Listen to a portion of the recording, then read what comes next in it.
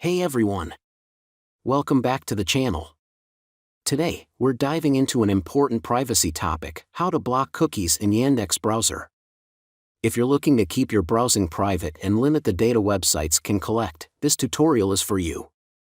I'll walk you through the steps to disable cookies, giving you more control over your online experience. So, let's jump right in and get those settings adjusted.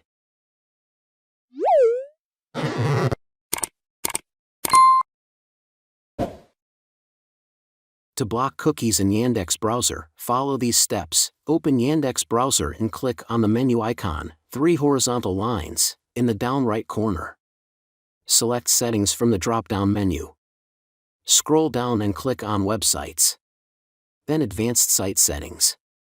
Under Cookies, select option Not Allowed.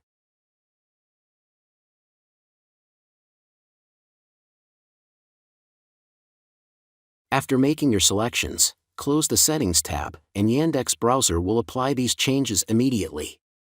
This way, you'll have control Not Allowed cookies on your Yandex Browser.